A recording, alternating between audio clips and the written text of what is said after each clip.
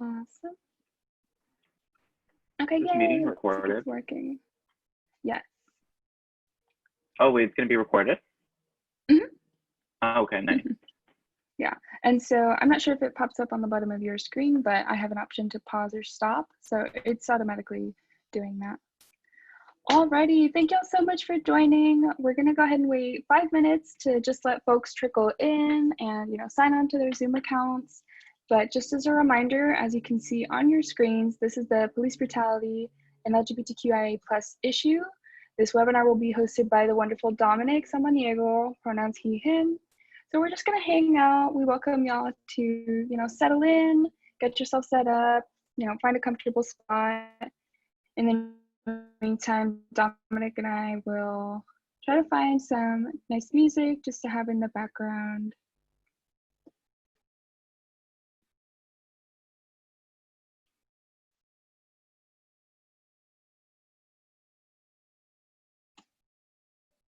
Also, just as a housekeeping item, if anyone has either questions, something they'd like to say, any way that you want to communicate with Dominic or myself during this webinar, you can put it all in the Q&A section of your screen. It should be on the bottom bar. Just because the chat, we do disable it, but you can always, whether or not it's a question, definitely feel free to put it in the Q&A box and we'll address it. And then if you do have questions throughout the presentation, we will be answering them at the end. So let me check the time, 4:02, 3 more minutes for people to log in, but thank y'all so much for being here. We really appreciate y'all.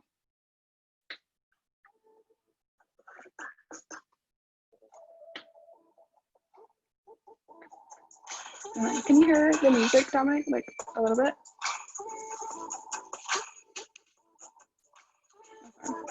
Yeah, I can hear a little bit. Mm-hmm. I'm like, it's not like ideal, but I'm like, yeah, like as long as we don't, get in trouble for using it. Mm-hmm. As long as we're not sitting in dead silence. I know.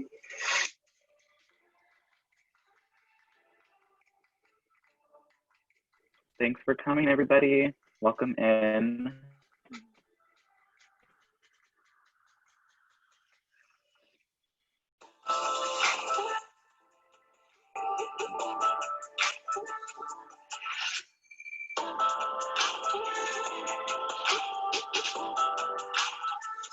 For anyone who might have joined in the middle of my spiel or just more recently, we're waiting about 5 minutes to let folks go ahead and log in and get settled before we start the webinar presentation.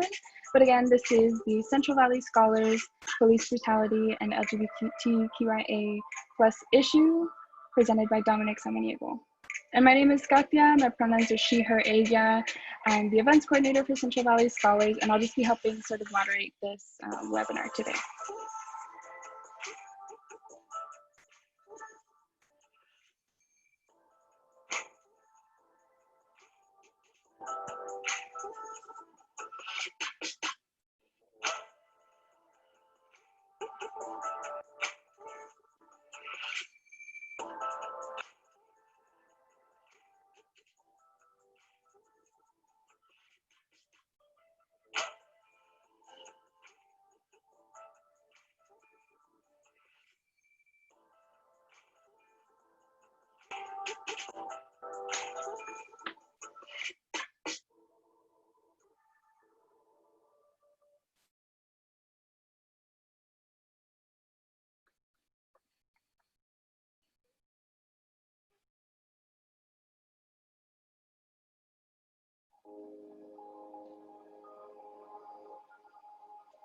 Don't panic.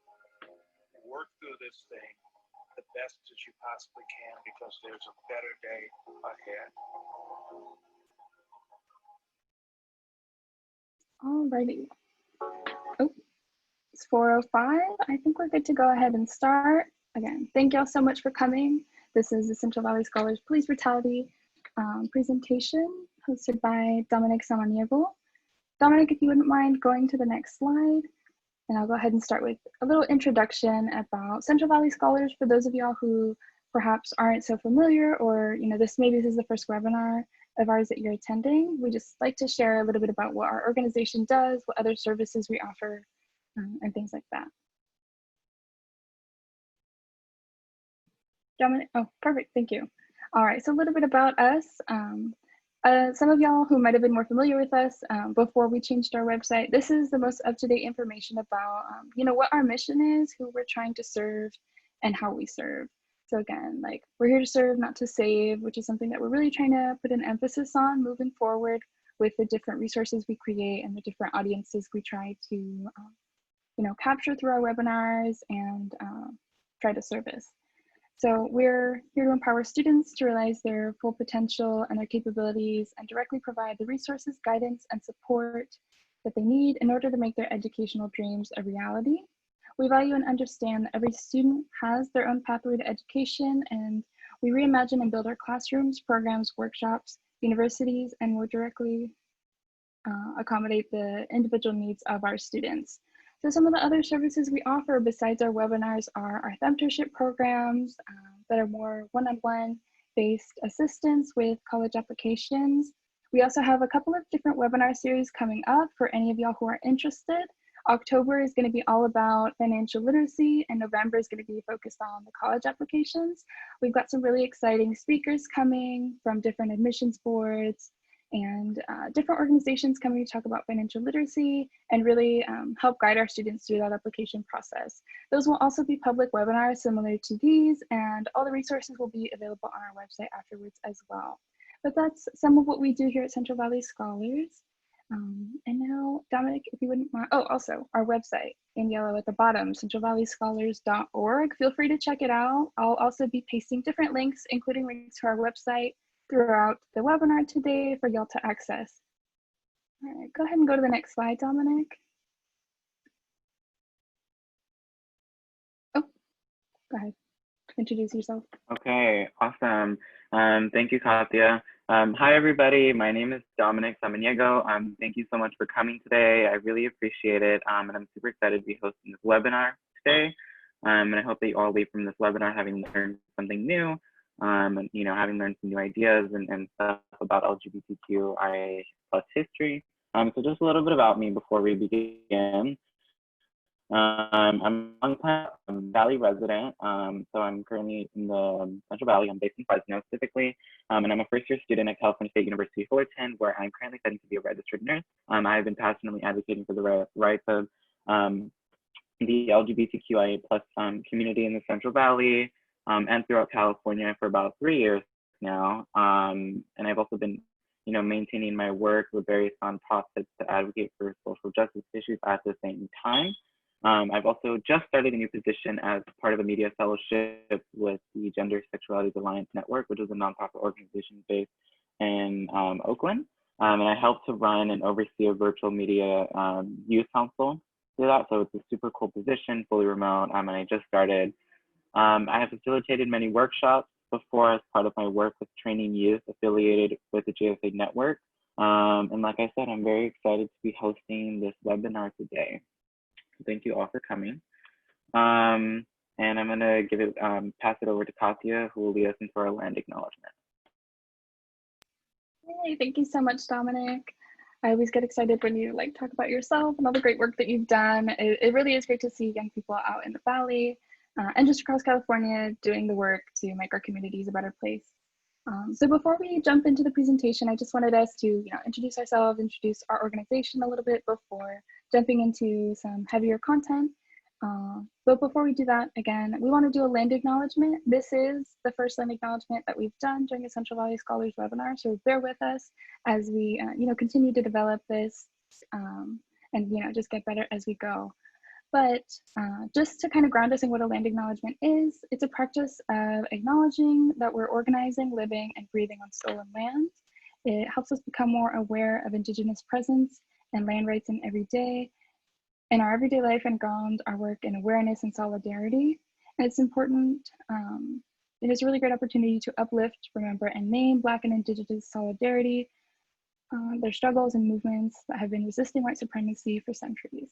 And so I'm gonna go ahead and read off a land acknowledgement, and y'all are welcome to, everyone has their computers off already, but Dominic, you're welcome to either close your eyes, soften your gaze, turn your camera off as well, whatever you need to do to get comfortable in this space.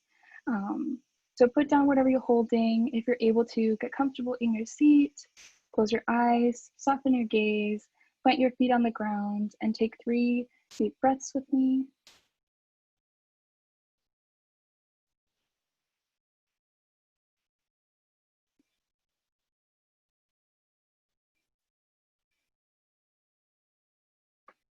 Thank you. I want to take a moment to acknowledge where we are, that the earth below this building and below our feet is Indigenous territory and has belonged to and been tended by Indigenous peoples for hundreds of thousands of years. And when white settlers arrived to what we otherwise know as the United States, they enacted genocide and theft on the land, labor, resources, and attempted to wipe out Indigenous communities entirely. It's important to acknowledge the land we're living on and recognize our history and relationship to the ongoing legacy of colonization in the US, and to also recognize that the Indigenous people who once inhabited it are still here, very much still here, and that through their resistance and resilience are still on the front line struggling for land rights, collective liberation, and an end to white supremacy.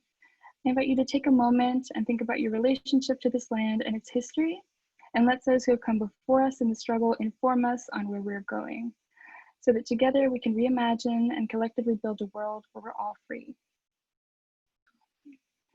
Just think about that for a moment, everyone. And with that, I'm going to go ahead and turn my camera and my audio off for the rest of this presentation as I let Dominic take it over. But I'll be back at the end to kind of filter through the questions in the Q&A box. Y'all are welcome to drop questions in there throughout the presentation, but we'll be addressing them at the end just for the sake of time. All right, handing off to you, Dominic. Awesome, thank you so much for that great land acknowledgement, Katya. It's very important that we recognize the land that we are currently on. So before I jump into my presentation, I kind of just wanted to give a quick disclaimer.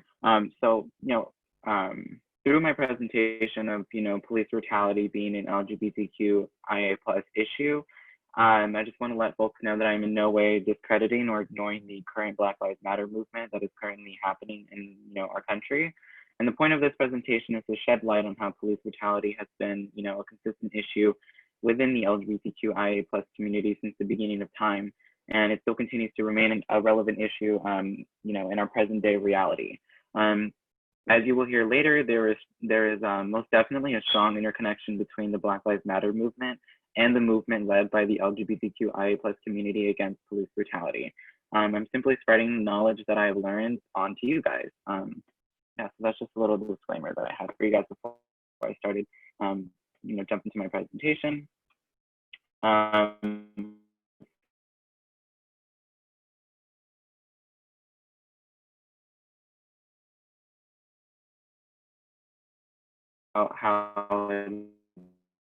by the LGBTQIA+ activists began with communities defending themselves against hostile police practices. Number 3, learn about POC involvement in the gay liberation movement.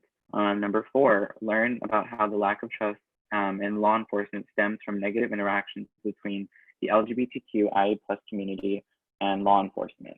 Number 5, learn about how police brutality is still intertwined with the LGBTQIA+ community today. And finally, goal number 6, discuss intersecting issues that involve LGBTQIA+ people of color and policing. And so also, before I get into all of the material that I'm going to cover, I want to cover a few definitions.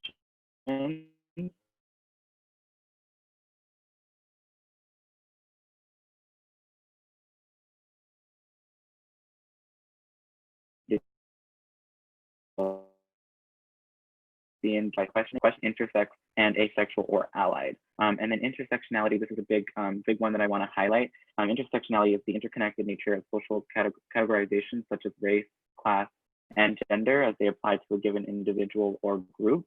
It's regarded as creating overlapping and interdependent systems of discrimination or disadvantage. There's a great video called The Urgency of Intersectionality by Kimberly Crenshaw. It's actually a TED Talk that covers more about why intersectionality is important and why it's important to talk about it in today's society and its relevance.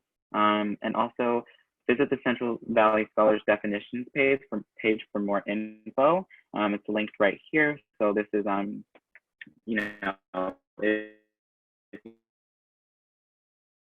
terms, and scholars have the definition page that you can go ahead and take a look at once this presentation. So, these are just questions that I would like you all as participants to reflect on in your head as I run through my presentation. So question number one is, what is the connection between police brutality and the LGBTQIA+ movement?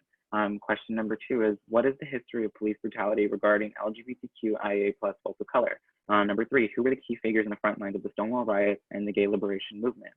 And number four, how is queerness still intricately tied to police violence today? So again, these are just questions for you all to reflect on as I run through my presentation. So yeah, feel free to reflect on those.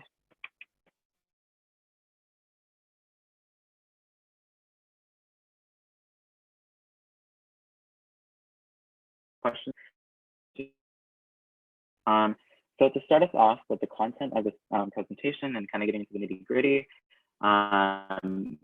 we're going to be discussing the history of gay rights and police brutality. So this is, again, another reflection question for you guys to reflect on, is how does the policing system interconnect with LGBTQIA+ lives in the 1960s, was also called the homophobic period in American history.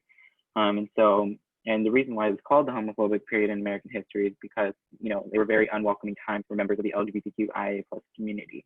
For example, same-sex relations was once illegal in New York City. If a woman and a woman were caught together holding hands in public, or if a man and a man were caught, together kissing in public, then they could, face fines and they could face jail time because it was illegal. Law enforcement regularly raided gay bars, which many LGBTQIA+, members of the community went to for a safe space. And community, they would go to these gay bars and, they would go to these bathhouses, to be able to freely express themselves without having to worry, being discriminated against by law enforcement or other people in the public. So law enforcement officers harassed, beat, and detained bar goers. So, they would go into these bars and they would, they would harass them by asking them, hurtful questions.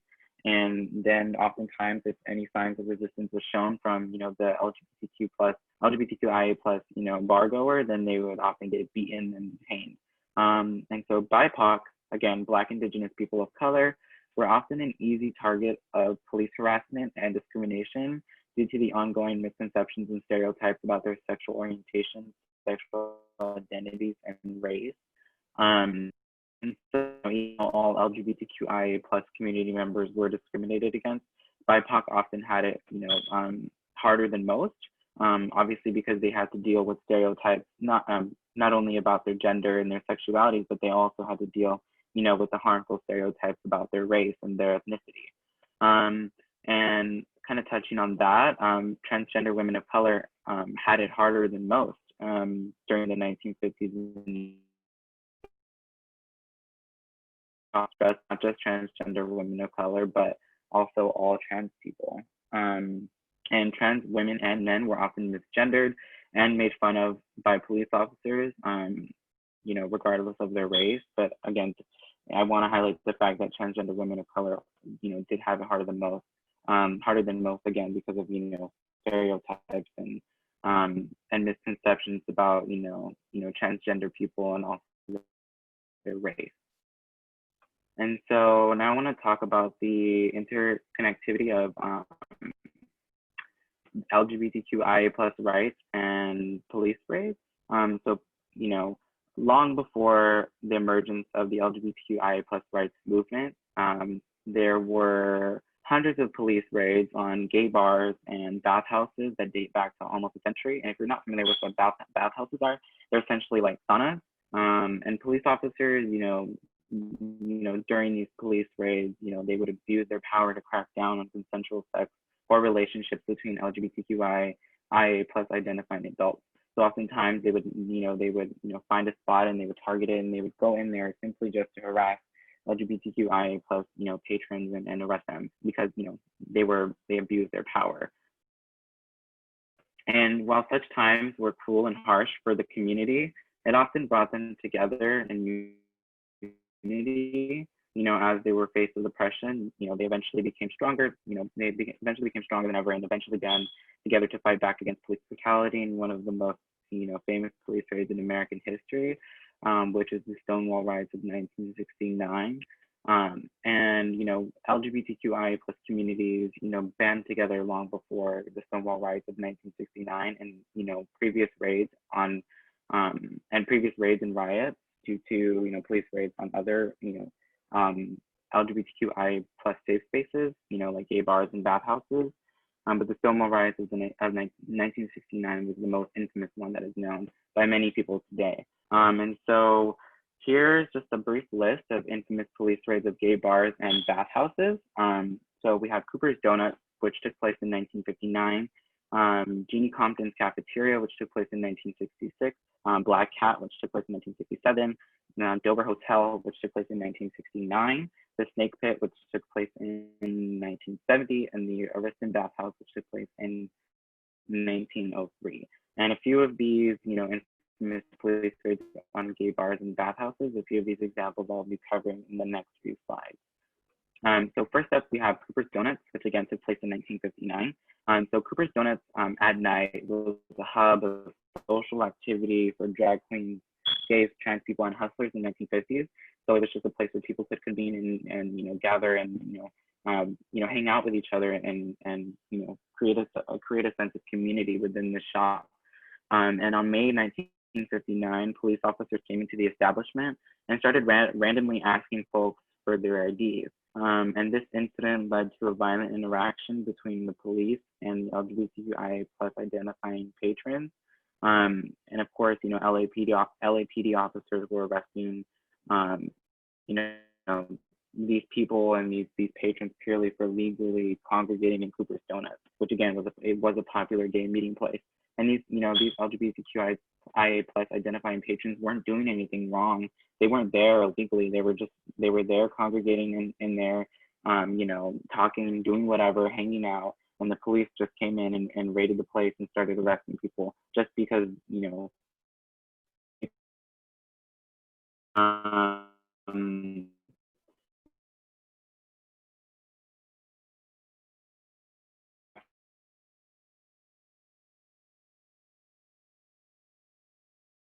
Seven Black is Silver and Black Cat, I will also be covering in the next few slides. Next, we have Jeannie Compton's Cafeteria, which took place in 1966. And it was Jeannie Compton's Cafeteria was located in the Tenderloin district, which was an accepting haven for drag queens and transgender folks in the 1960s. Jeannie Compton's Cafeteria was generally a safe place for people to come to in the late hours of the night, to congregate and hang out with one another. And then on one August evening in 1966, there was an officer who went into the cafeteria and started, arresting and harassing a patron just because they were violating the cross-dressing ordinance. And this person who was getting arrested and who was clearly being discriminated against because they were trans, they actually ended up splashing hot coffee in the officer's face, and then violence began to break out. So the place soon erupted in chaos. People, hurled, coterie, tables were turned over, windows were shattered, and a full-scale riot spilled out onto Taylor Street against, the patrons of Jeannie Compton's Cafeteria.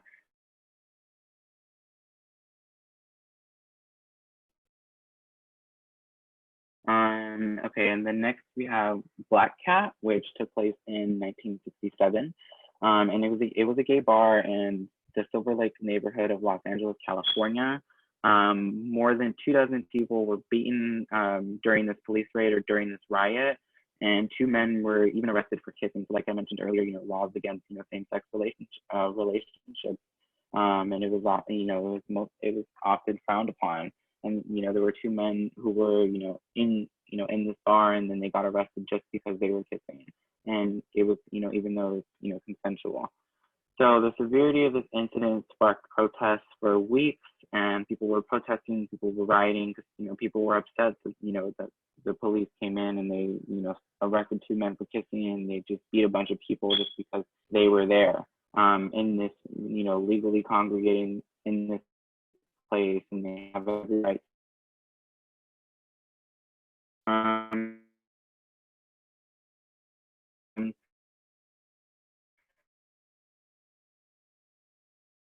Let's just historical, you guys a few minutes, kind of just think about it, like a minute or so, just to think about which riot this is.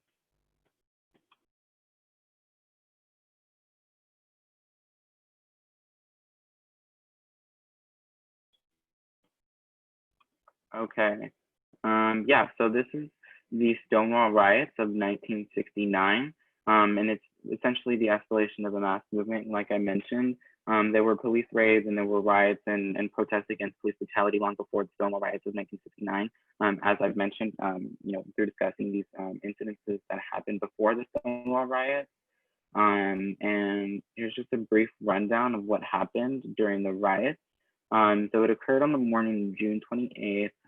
Police officers entered, they had a warrant, and they entered the club, and they, roughed up patrons, they roughed up some people that were in there, and they actually ended up arresting 13 people. And, there was a crowd outside of the, the Stonewall Inn, and the police were telling them, you need to leave, you need to get out of here, you're not welcome here, you need to leave before we arrest you.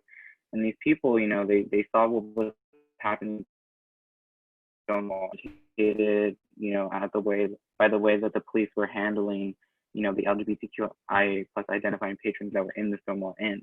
Like they were, forced, they were grabbing them and they were throwing them in the back of police cars and police vans, and people became upset.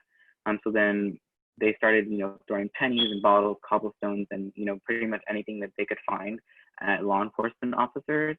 And then within minutes, a full-blown riot ended up breaking out and involved hundreds of people. And the Stonewall Riots lasted for about 5 days. It wasn't just one riot that happened that night of the police raid. It actually lasted for about 5 days. And I want to highlight here that the Stonewall uprising, it was a galvanizing force for LGBTQIA plus political activism, as it led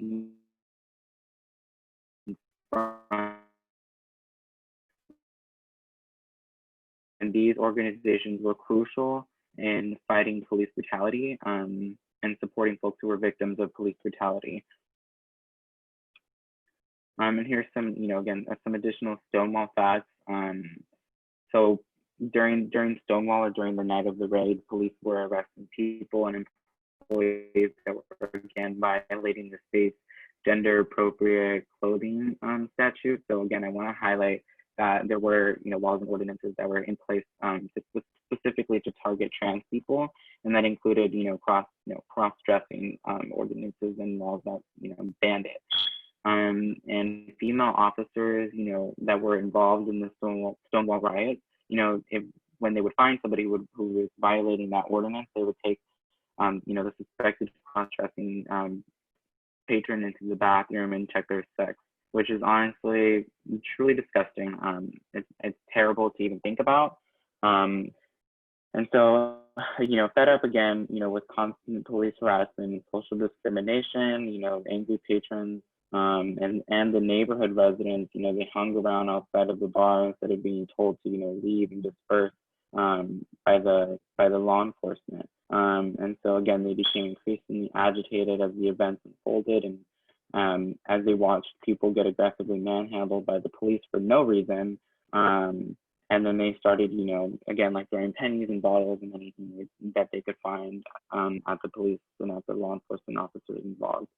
And just a little fun fact about Stonewall, the Stonewall Riots is on the 1-year anniversary of the riots on June 28th, 1970. There were thousands of people who marched in the streets of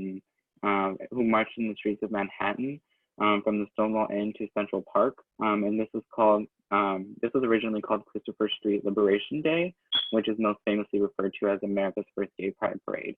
So the Stonewall Riots are mostly accredited for helping with the birth of Pride Month. And that's what most people know the Stonewall Riots as the riots that helped give birth to the Pride Pride Parade in this Pride Month. And I want to highlight some central figures in the movement. So there were two transgender women of color who were central figures in the movement. We have Marsha P Johnson and Sylvia Rivera, and I'm going to be talking a little bit about these two in the next few slides. And they were very important in in the Stonewall Riots, as they were in the forefront, and they also did important work for the community afterwards. So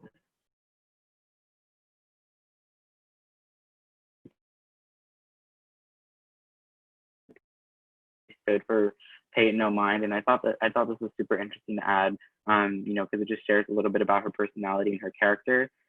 So she made the P in her name stand for Pay It No Mind, because when people would ask Marsha how she felt about people discriminating against her because she was trans, she would just say Pay It No Mind, meaning that don't pay attention to them and just ignore them.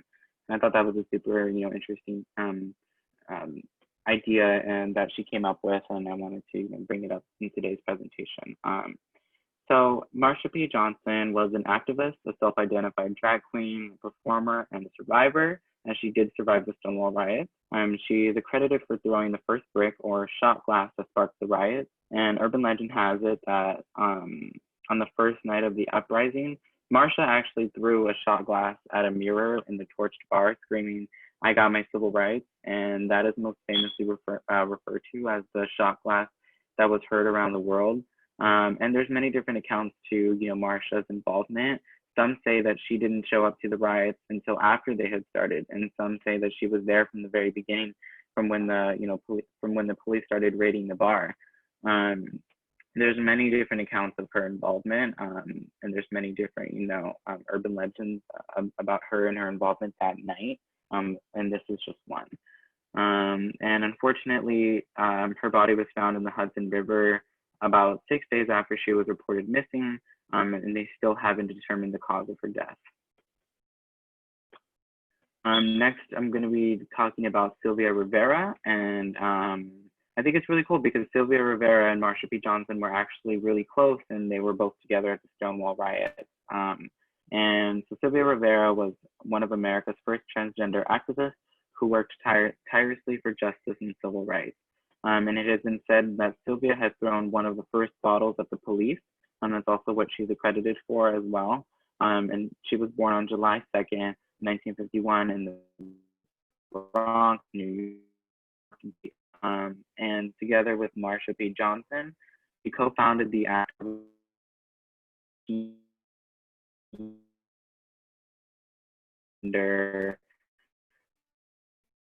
helped a lot of transgender QIA youth and transgender youth especially, who were homeless. So she and Marsha P Johnson were both in the front lines, and they both participated in the riots, and they were both very very crucial figures in this movement. And the reason why I wanted to highlight them is because they're both transgender women of color, and it just shows that POC and trans women of color have always been in the front lines since the beginning of of the fight against police brutality. And next we have Miss Major Griffin Gracie. So I originally was going to include her on the central figures list, but she wasn't really involved in the front lines. Marsha and Sylvia were, even though she was there that night of the riot. She took beatings from the police alongside her trans friends and other patrons during the riot, again, in June of 1969. And, in an interview about Stonewall, she says, "When I think of Stonewall, I think of all the harm and horrific beatings that we took that night. It was 3 nights of total pandemonium. It was like when somebody throws a grenade, you don't know where the grenade came from. All you know is boom." So she mostly looks back on that night as something that was a horrific, and traumatic experience for her. And it's very valid, because, she was beaten, she did take some beatings, and she had to watch, her other trans friends get beaten, and that's very traumatizing. But I still wanted to include Miss Major because she's still alive today, and she still does a lot of amazing work, and she has done a lot of amazing work for the LGBTQIA+ identifying community. So for example, she runs House of GG, House of Griffin Gracie, which is a nonprofit organization that organizes retreats in different cities to empower local transgender people. She does a lot of important work, and I recommend that you guys, do some research on her and read more about her after this presentation. The same goes for Sylvia Rivera and Marsha P Johnson. And fun fact, I actually got to speak to Ms. Major myself, and actually got to see her. She came to a Pride event that I was co-facilitating, and it was really cool. She came, she spoke, and she did a Q&A, and I got to speak with her, and it was just so mind-blowing, because she's like an elder in the LGBTQIA+ community that, a lot of activists like myself look up to. And so the snake pit is actually one that I listed in my list of infamous police raids on gay bars and bathhouses. So again, this took place in 1967, and New York police officers raided the snake pit and arrested about 167 patrons. And the raid would prompt a demonstration by the Gay Liberation Front and other organizations. So the Gay Liberation Front, I just want to emphasize, is an organization that formed after the Stonewall Riots.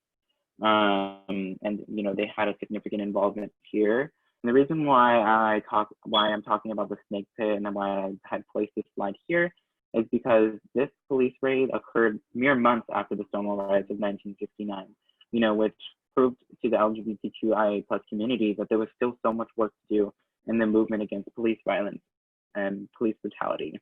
Even though the Stonewall Riots of 1969 were huge, and it was like a huge pushback against police and law enforcement and police brutality, it was still a persistent issue, and it still is a persistent issue today, that unfortunately a lot of LGBTQIA+ identifying folks have to deal with. And so I'm going to be jumping into talking about police brutality a modern day reality. So police violence, as I've talked about with all of these riots and protests and organizations, police violence and police brutality actually used to be a central issue within LGBTQIA+ activism. In recent years, though, the issue area has largely shifted from police violence to other goals and issues, such as marriage equality and achieving equality in the workplace. As we all know, with the Trump administration today, he has passed some laws and ordinances that allow employers to discriminate against LGBTQIA+ identifying people.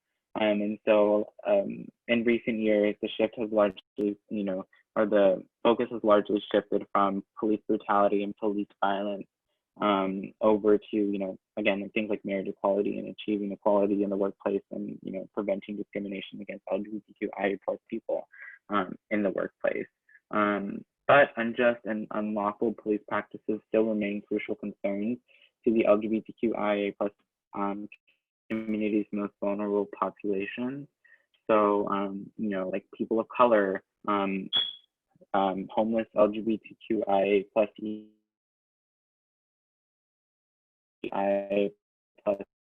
people of color. Going to be covering a few statistics and policies that prove the ongoing existence of police brutality, oppression, and violence against the LGBTQIA+ community in the 21st century. So as it was an issue back then, it is clearly, and it is still very much a relevant issue today. And like I mentioned, although the issue area has largely shifted in recent years, it's slowly starting to come back.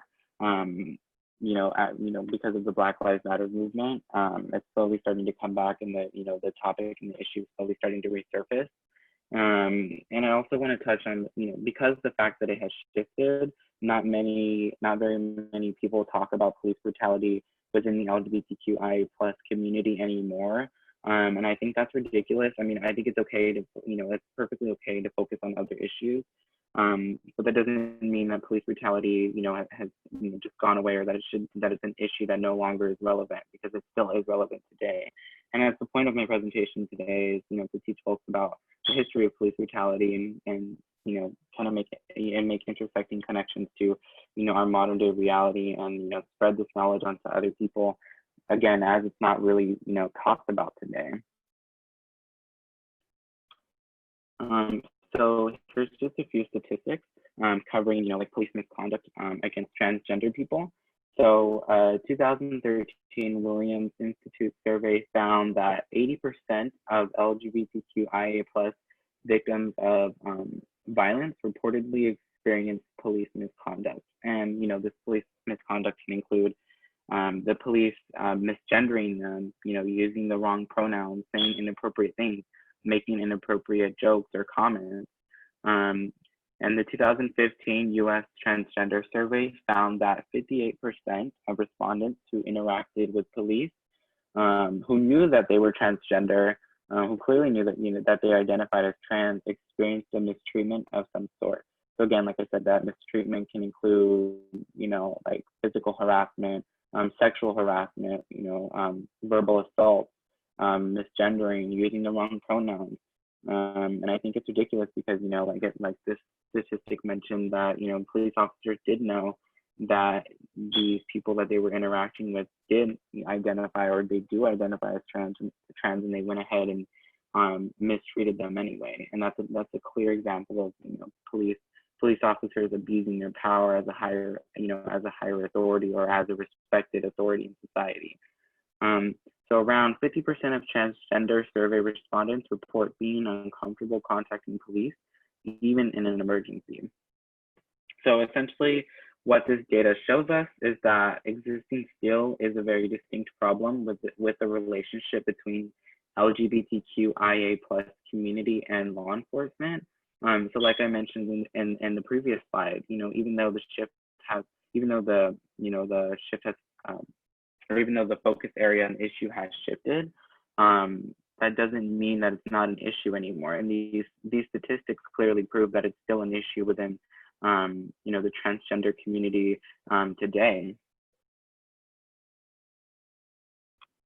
And so now I'm going to be discussing LGBTQIA+ homelessness and police brutality. So I'm not going to touch too much on this, but I did want to acknowledge it because it still is a very, important issue today, that's affecting the LGBTQIA+ homeless population.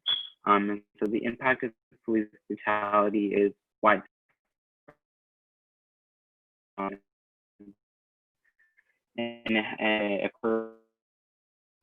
again, and so police brutality impacts the LGBTQIA+ community in some respects that mirror the experiences of minorities who have disproportionately interacted with the police. So there's like intersecting issues around minorities who have interacted with the police and LGBTQIA+ youth of color or people of color that have interacted with the police. It's a very intersecting issue that has many similar aspects. And this link down here is actually it will take you to a study that was done on police brutality and why it's an LGBTQIA+ identifying issue. And it actually further discusses more about LGBTQIA+ homelessness and police brutality. And the great thing about this is it's actually they have an interview with an LGBTQI+ identifying youth who has experiences with law enforcement. And it's super powerful and it's a really good read. So I would go ahead and check this out at the end of this presentation. And finally, intersectionality. As I've mentioned, and before I began my presentation, like the definition of intersectionality. And again, I want to give credit to Kimberly Crenshaw for that amazing TED Talk video on the urgency of intersectionality, and I would definitely check that out after this presentation. And so, although it may seem like police brutality, has nothing to do with LGBTQIA+ people, especially if they are white, this assumption is very far-fetched. Like I've mentioned before, police brutality affects all community or all populations within the LGBTQIA+ community. And as illustrated by its rainbow symbol, people from this largely diverse community come in many different colors, shapes, and sizes. I mean, as we all know, the LGBTQIA plus community is one of the most diverse communities, in the world. There's many different people from many different, gender identities and ethnicities and races and sexual orientations and, everything. Some gay people are cis, some transgender people are straight, some bisexual people don't have genders. And people of all races can be LGBTQIA plus, and that's like a really important fact that I want to highlight. So like I've mentioned, this community is very diverse, with many folks having different intersecting identities, and different populations within the LGBTQIA plus community. They all have, different and varying experiences with oppression, which again does include police brutality and negative interaction with law enforcement and like police misconduct. Like I've mentioned, police brutality can affect any population, and discrimination against LGBTQIA plus people by law enforcement still occurs today. As I've mentioned with the statistics that backed up this point, it seems very apparent to me and very apparent to other people that again, discrimination against LGBTQIA plus communities by law enforcement still occurs today, unfortunately, and it's still a reality that many folks have to live with. And it shouldn't be a reality that folks have to live with, and that's why I'm giving this presentation, to spread light on it and spread information around. Because if I'm being honest, like police brutality against the LGBTQIA plus community isn't talked about enough today. I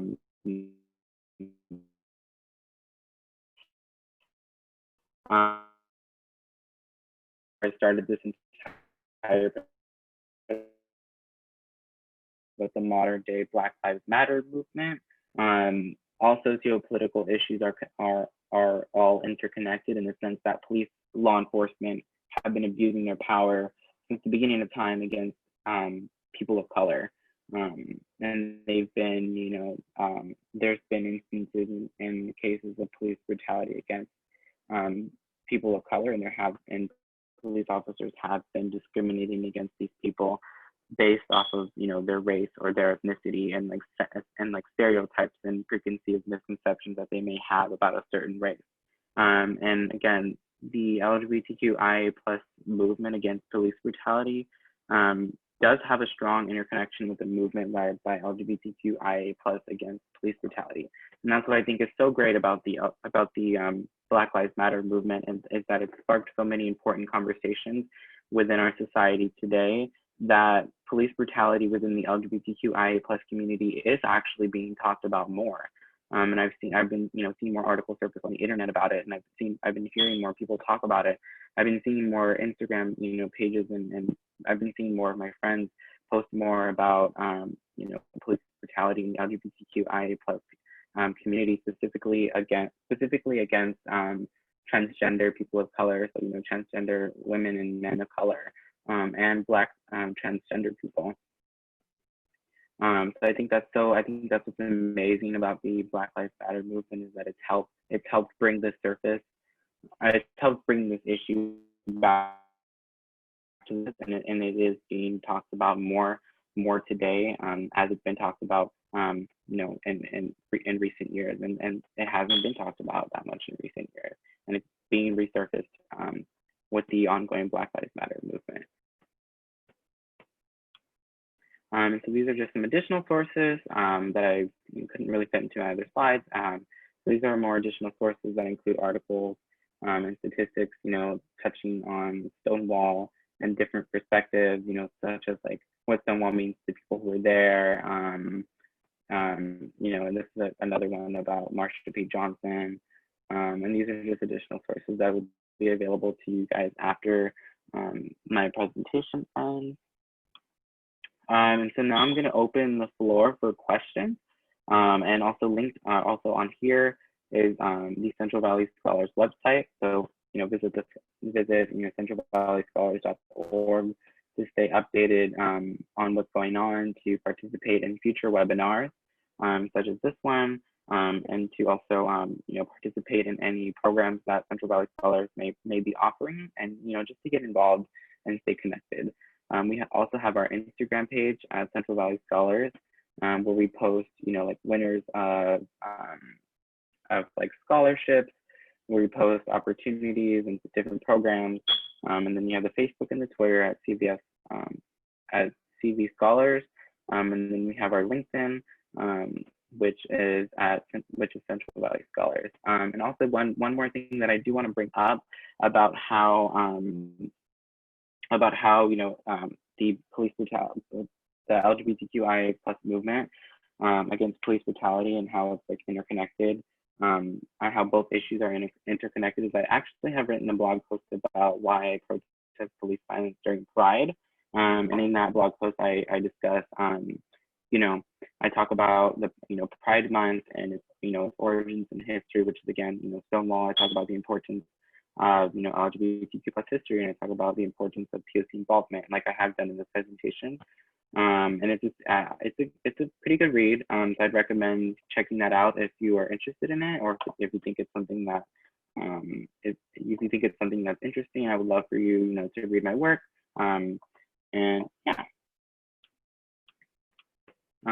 So if there are any questions, feel free to type them in the Q&A box.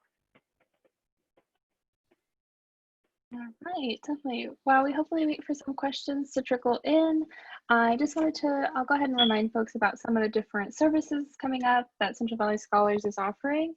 We're again doing, currently accepting applications for our ambassadors program.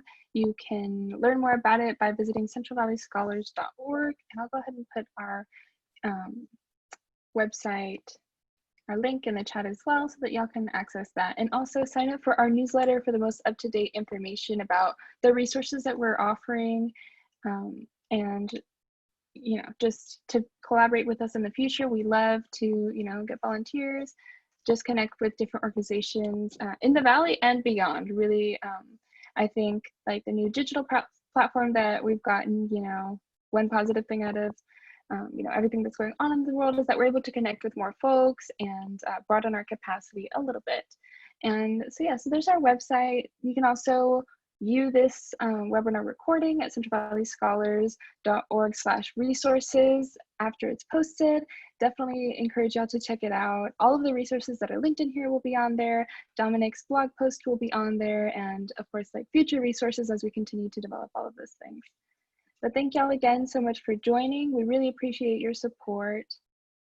Yeah. If anyone has questions, thanks for definitely. Joining, I appreciate it. Again, if you guys have any questions for me or for Katya, feel free to put them in the Q&A box. Yep.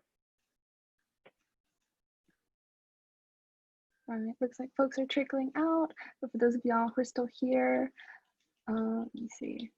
I'm going to post a couple of different resources in the chat, just so that y'all have access to them in regards to the land acknowledgement that we did at the beginning. I realize I only sent it to the panelists, which isn't helpful, but in case anyone is interested in that. Again, we're always wanting to hold ourselves accountable and continue to develop this kind of curriculum and be more inclusive and understanding of our ancestors and the people who came before us in this fight. And then the second link I sent is a link to find out what Indigenous land you're on. You just enter your zip code, your city. Fresno, where Dominic and I both are in the Central Valley, is actually on Yokrit Indigenous land. I'll go ahead and put that in the chat. But it's really interesting to learn up on these things and become more aware as we continue to organize and build in our communities. If no one has any questions, I think we're good to close out, Dominic, or did you want to add something else? Yeah, thank you for joining, guys. If you have any questions, feel free to leave. Feel free to hop out. I stop sharing my screen now? Yeah, you can stop sharing your screen. Okay, cool. Wow. Good job. Cool. Also, if anyone just has general questions too, I know there's still a couple people. Yeah, we're super open to just chatting. The Q&A box is there just to keep people anonymous and just be safe about how we do our webinars, because these are sort of like public events. But definitely, like if you want to hang out, you can. All right, so I think that's it. It doesn't seem like there's any questions, which just tells us that you were very clear with the information that you presented. It was really awesome. I'm so happy. Yeah, so Dominic, you and I can have a check-in after this. I'm gonna go ahead and close this Zoom and then I'll send you a link. But thank you for coming. Awesome. All right.